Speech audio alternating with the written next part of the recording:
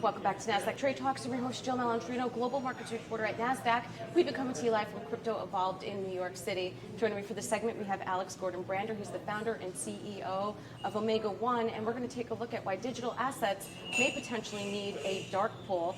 Alex, thanks so much for joining us. And it's interesting when you talk about digital assets, do they want to be decentralized, centralized, open, closed? Why do you think they need a dark pool? Jill, thanks.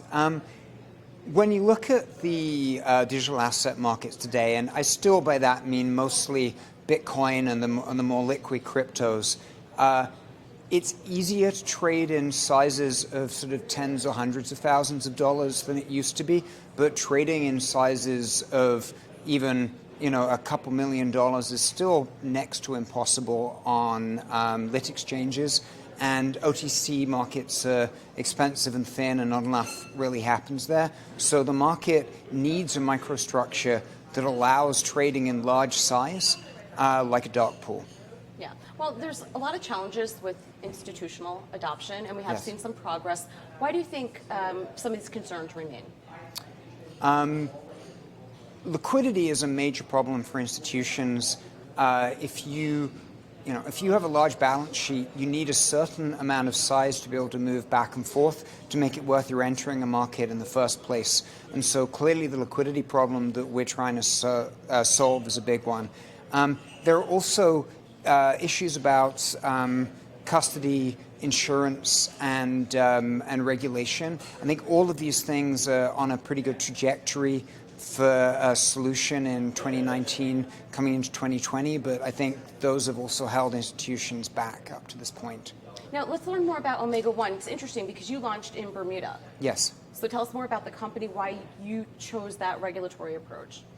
So there are really two groups of jurisdictions in the world where digital assets are concerned. There are the ones that are digital asset friendly and have created licensing regimes, which we could come to. And then there are ones which are top-tier global jurisdictions. And Bermuda is pretty much the only jurisdiction that sits in the Venn diagram of both. There's a lot of jurisdictions that are globally second and third tier that have started to stand up licensed exchanges, but I don't think that those licensing regimes are going to pass the test of time. And then still in the US, the best path to get licensed is to get federal money transmitter licenses in 50 states versus having a single federal license with CFTC or SEC.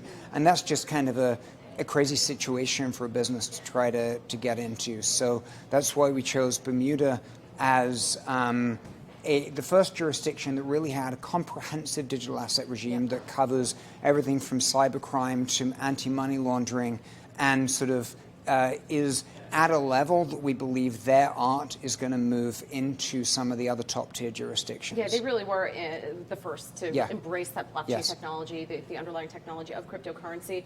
Where do you see the future of digital assets heading? Do you think we will get that scalability that everyone at the conference is talking about?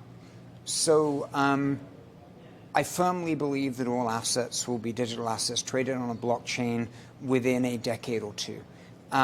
Whether that is in the next 4 or 5 years or takes a bit longer depends in part on solving some of the technology issues, and it also depends on underlying adoption. So, I mean, Bitcoin, there's 700,000 unique Bitcoin wallets that have money in.